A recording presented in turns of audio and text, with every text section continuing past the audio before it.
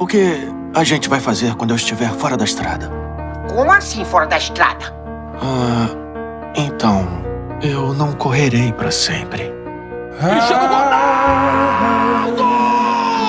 O que seria da Liga dos Campeões da Europa sem você, Cristiano Ronaldo? Vai ser difícil, né, cara? Vai ser difícil, mas tá chegando a hora. Tá chegando a hora da gente falar tchau para Cristiano Ronaldo. Eu acho que não vai ser fácil para ele falar tchau, se despedir. Vai ser muito complicado. Muito complicado. Eu imagino, é um cara que é obcecado por jogar, por vencer.